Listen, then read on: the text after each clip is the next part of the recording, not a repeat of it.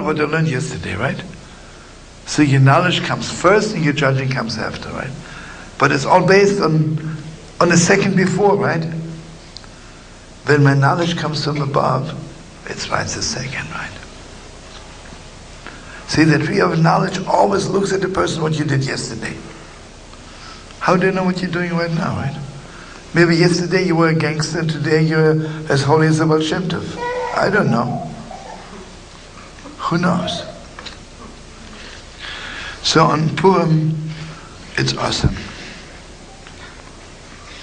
So on Purim we can make peace negotiations. Halavai, we should, yeah. See what it's true also. We always talk about yesterday. It's terrible, yeah. Listen, if I would lead the peace thing, I would do the whole thing different. But anyway, let's not even talk about it. But it's a good idea. Okay, he says, I want you to know Purim, the light of Purim, which is coming down to this world, is so high. And you cannot pick up the light of Purim from a book. So I'll sit and learn. You know how I pick it up? I'm giving an apple and a piece of cake. I want you to know the deepest depths. You also have to give money to the poor. And now listen to this, how beautiful this is. Gifts to your friends and money to the poor. So Ramosh Gabrina says, all year long the poor man thinks he only give it to him because he's poor. But on poor, when he sees you giving out gifts to your friends, the poor man thinks, maybe you're giving me the money because I'm your friend. Ah. Is that deep? Gewalt, is that deep? Gewalt, is that awesome? And you see, on Purim, you have to realize on Purim, when I'm drunk, and you know, I want you to know something, I'm sure it's clear to you. What happened? Oh, you're the cutest. You know, on Purim, I really hate it, I'm sure you do. You don't get drunk and vomit all over the place, and then you think this is Purim. There's not even Tisha B'Av, it's disgusting. Do you know by the Rebbe Lemelech? Listen to this. This is also in Bobov. Bobov Rebbe told a story that in Bobov, by his grandfather, maybe 80 years ago, maybe 100 years ago, there was only one big barrel of beer. And one husky chassid standing there, drinking beer. And nobody can get close to the beer. So the Rebbe says to him, listen, there are other people also who want to have a glass of beer. He says, yeah, but you cannot get drunk if somebody else is drinking. So the Rebbe got very serious. He says, you know something? It's not true. If you love another person, you can be drunk from seeing somebody else drink. Purim is something else. So here on Purim, all the Rebbes tell us one thing. When you send shlachmonos to another person, you can taste what the high priest felt when he walked into the Holy of Holiest. And here, I want you to open your heart, this is the deepest. You know, holy has the opposite unholy. Beautiful has the opposite ugly. Holy of Holiest has no opposite. You know, there is something so deep. So deep. And you see, when I send you a gift, I'm not sending it to that part of you which is holy. I'm sending it to this deepest depths of you, which is the Holy of Holiest. I always tell my friends, remember, not everyone is holy, but everyone is the Holy of Holiest. That's something else. Holy of Holiest.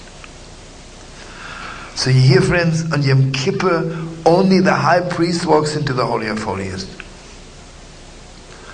On Purim, everyone. It's unbelievable. I can be the biggest shmendrik all year long, the biggest sinner. On Purim, I take an apple and piece of cake and give it to my best friend. And at that moment, I can taste the Holy of Holiest.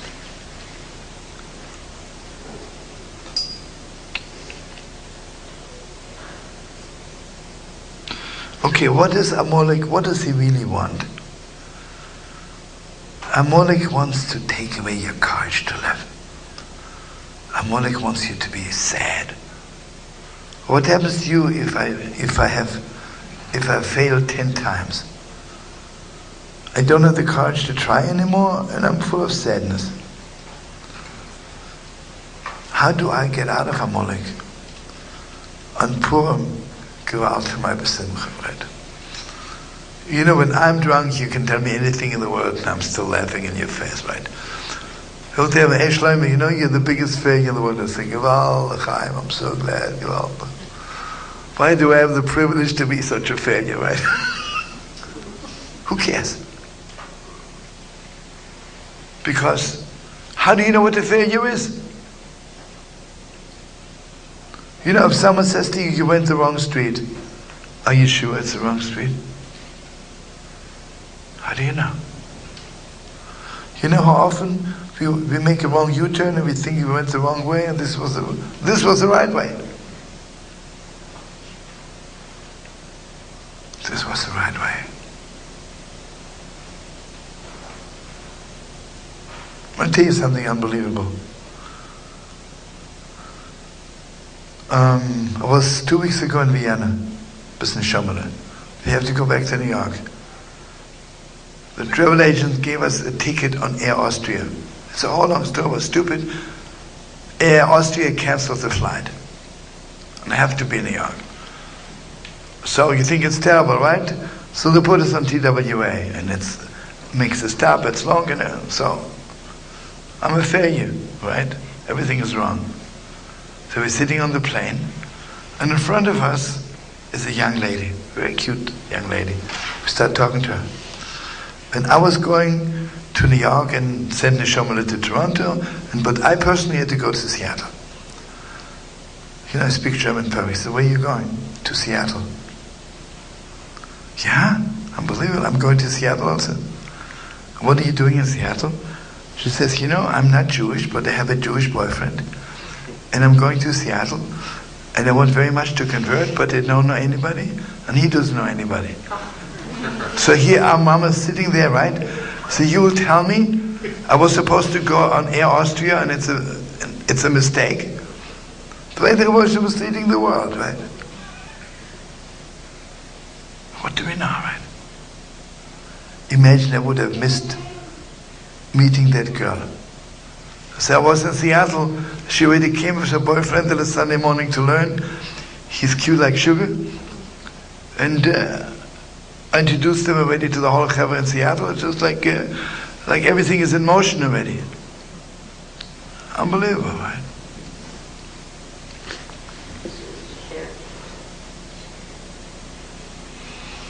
Okay, now, when you are sad, even what you understand, you don't understand it fully. Because when you're sad, your heart is closed.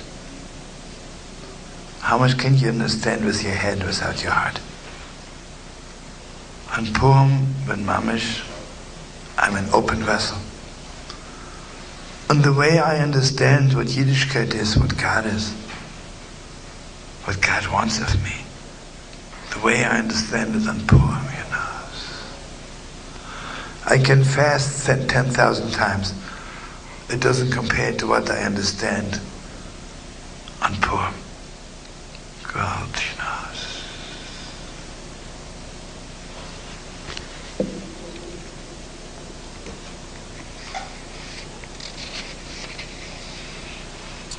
You see, the closest I can get to taste the redemption of the world is on Purim. I want you to know something awesome. Do you know on Purim, you have to be so drunk that you should not know the difference between Haman and Mordechai, right? The Heilige Woke, Reb Mendele Woke, would walk around all day Purim, and he would sing Baruch Haman, blessed is Haman, blessed is Haman. You see, because when you are connected to the highest place, everything looks different.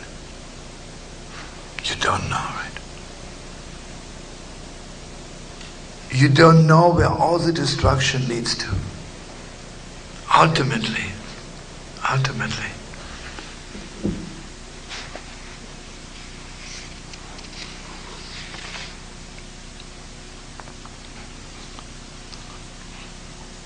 Okay, if you remember, they knew that after 70 years, remember Purim was after the destruction of the first temple. And the prophets told them, after 70 years, you go back. The 70 years were over, and they didn't go back.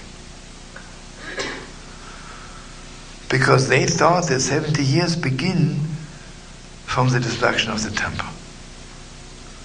But the 70 years began from when the kingdom of the house of David was ended. I'm sorry, it's the other way around. The kingdom of King David, the house of King David, ended. And 70 years later, we didn't go back because the Holy Temple was destroyed later. But anyway, we didn't go back. So Achashverosh made this big feast celebrating that the Jews will never go back to Israel. How many Jews showed up? Heartbreaking, right? I want you to know something. The Zohar says, whatever it took in the second temple, 2,000 years to assimilate, but the first temple after 70 years were on the same level. Completely assimilated. I mean, can you imagine how? No character. Achashverosh makes a feast celebrating that the Jews will never go back to Israel, and the only person not showing up is Mordechai. But do you believe? You're licking the world, right? You're also celebrating, I want to be part of the Persian culture. So what does God do? To want to wipe us out. You know, we always think they want to wipe us out, but we are too Jewish. No. I'm going there and celebrating with them that we Jews are at the end, and then they want to kill me. Unbelievable, right? You know, in Germany they thought, in Poland there's anti-Semitism, but in Germany we're cultured. We walk around without a yarmulke, and I call myself Hans and Fritz instead of Moshe and Yankel, right? And they love me. No. Anti-Semitism began in Germany. Now listen to this. What does Haman want to tell us, Nachashverosh? Give up on going back to Israel. Give up already. It won't happen. And you know what Israel is not only the land of Israel. Mamash, I have a dream, I'll go somewhere, I'll be somewhere. So here comes Amalek and says it'll never happen. Face it. It's over.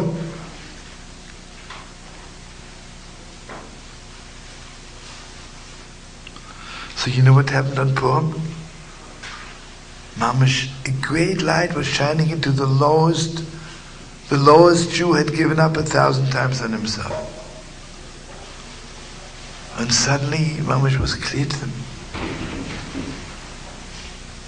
It will happen soon. It will happen soon.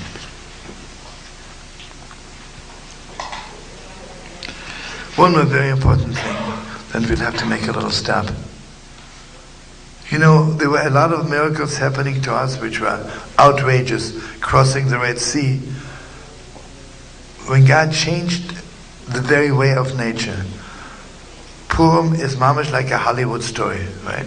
Here's a beautiful girl, Achashverosh likes her, Haman wants to hang her uncle, If you wouldn't know it's a holy story, you would read the story and think, it's a third-rate novel, right? You know what it is? It was all covered up, right? Deepest miracles. And here I want you to know, and I want you to open your hearts. I like somebody have a gift. Here you have it. I love somebody very much. You know how much energy I put into the wrapping?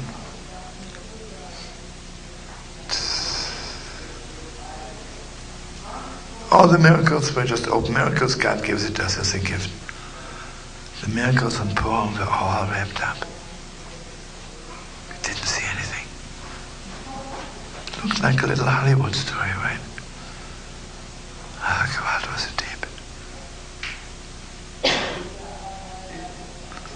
You know what we do when we want to give our little children gifts? We put it under the pillow, right? Like the wrapping is not enough.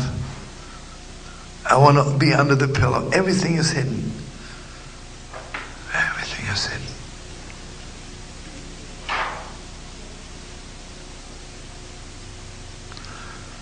And here I want you to know something, deepest depths.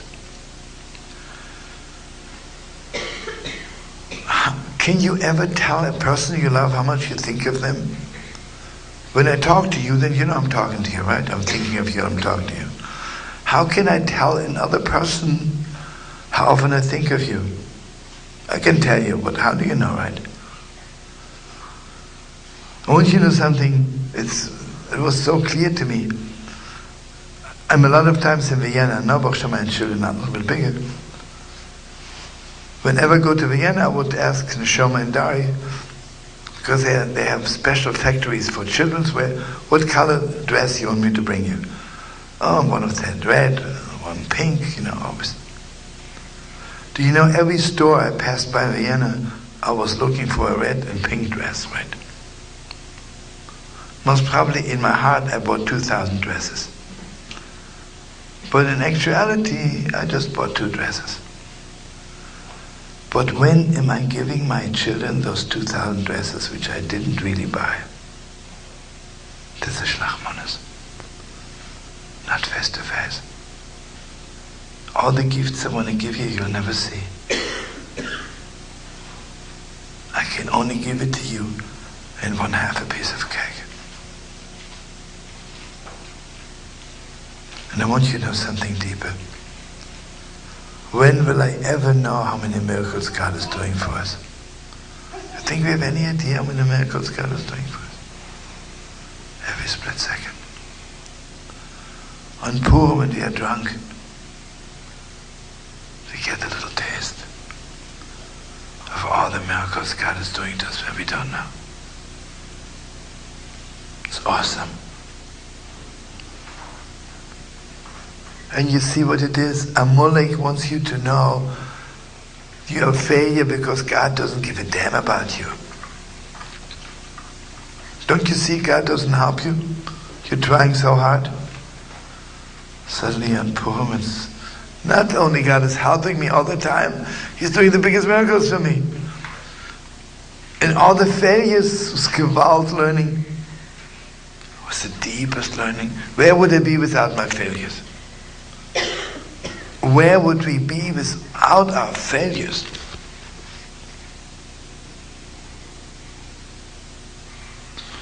And I want you to know something else.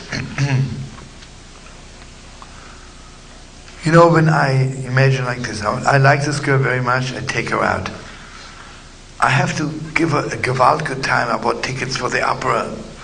And it's crazy, I'm taking her to a Chinese restaurant. You know what the problem is? Yeah, I like her, we're good friends, but nothing serious. When I love a girl the most, I don't have to take her to the opera. I can sit on a bench on the street for 100 years, and it's the most beautiful thing in the world, right? You see, when we are not that close to God, then God has to make unbelievable miracles for us. On Purim, when we are so close to God, it's an apple and an orange. Everything is normal. All the miracles are garmented in this world way. But Gewalt is a deep, Gewalt is a deep. Want you know something? The story of Purim took 9 years. You know this? Achashverosh had a big feast. Vashti didn't show up. And she was beheaded. He was looking for a wife. 9 years later, Haman came to him, he wants to kill the Jews. And I tell you something. You see what it is? If you want to know God's miracles, if you look from above, you see the whole 9 years, right? On Purim, it gives me a taste of the whole history of us Jews. The whole history. How many miracles? I didn't want to sound coarse, but I just wanted you to know. Maybe some of you don't know. This is crazy, right? Achashverosh says to Vashti to come without garments and show her beauty. It doesn't make sense, right? I mean, there were sophisticated people in those days also. You know why this happened? Because Vashti, I don't know, you know, again without sounding terrible. Anybody who knows about concentration camps knows that never, the men were treated terribly, but the women, from the Nazi women were treated, 2 million times worse. You know what Vashti did every Shabbos? That was her biggest pleasure. She would collect Jewish girls, take off their clothes, and with whips, guards, run them through the streets of Shushan. Unbelievable.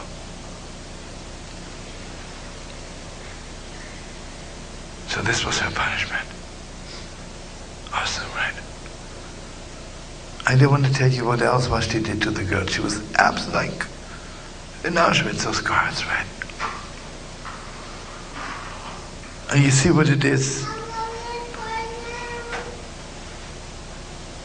Everything, when you look at it, you see the way God is paying back goodness. Now listen to this. Why was Mordechai privileged to save all of Israel? This is much beautiful. Esther is on the court. Esther doesn't belong there. She's a holy woman, and the court is the lowest, right? She was there for 9 years. And Mordechai went every day to visit her. You think Mordechai didn't have a cold maybe one day, or was sick one day, he was tired one day? Didn't miss one day. So heaven says, you don't miss one day to take care of one human being who needs you. You are the one to redeem Israel. You know, a lot of us are doing a few good things and we stop a little bit and do it again. Non-stop. Non-stop. It's awesome now.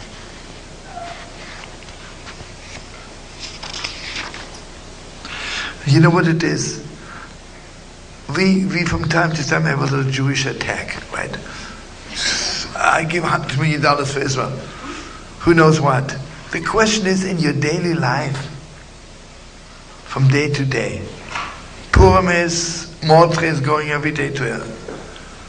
And Purim basically is an ordinary day. On Purim I can make phone calls, I can eat herring, I can do anything in the world. But Gewalt, what a day. What a day. The question is, are you a Jew every second?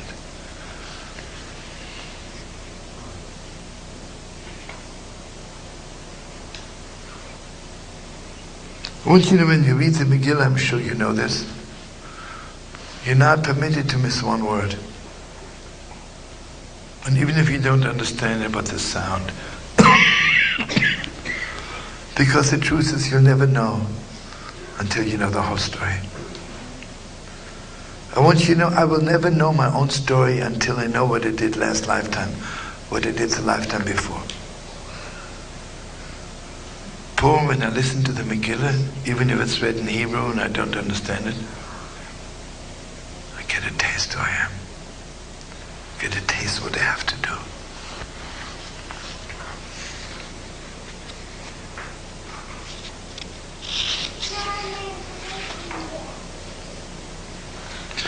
You know what Haman said to Mordechai? Let's kill all the Jews. God doesn't need them. You don't need them.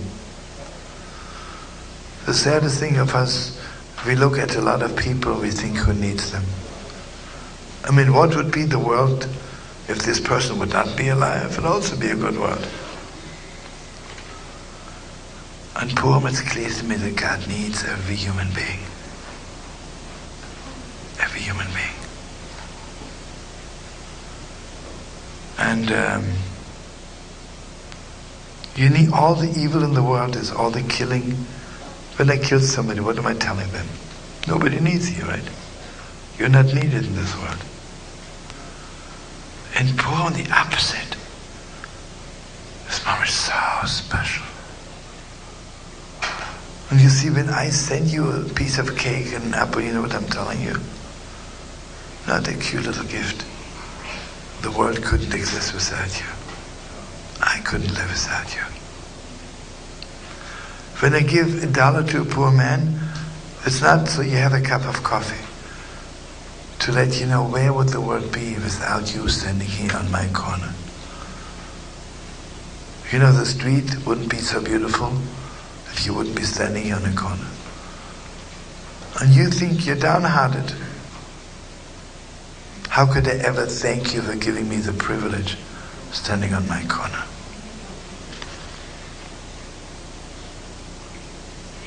You know, really, one of my best parts of Mordechai, of Purim, is when I take my two daughters. You know, there's a lot of homeless people on Broadway. One girl takes one side of Broadway, and the other girl takes the other side of Broadway, and I go back and forth. And there was one black brother says to me, he says, they all know me by name, you know. He says, hey, Shelabu, he says, I reckon you spoil your daughters. I reckon. Friends, I want you to know how much God is spoiling us. And what a privilege to spoil another human being. What a privilege to spoil our children. And what a privilege to be connected to a higher place in heaven. A different place. Deepest place in the world. Okay, let's sing one more good song. Friends, I'm blessing you to have a good Purim, a Gewalt Purim, a fire Purim. And don't let anybody tell you it's a minor holiday. It's not. The Rosh Hashanah says it is the utmost, the ultimate. You know why the world doesn't celebrate it properly? They think it's Homentaschen. I'll tell you something. I was invited somewhere in a city, and the television of the city came, and they interviewed the president of the synagogue and humbled me what Purim is all about. I don't want to say anything bad, so here the president says, Purim, a lot of fun. A lot of fun, yeah. Homentaschen, yeah. And listen, imagine you're not Jewish and you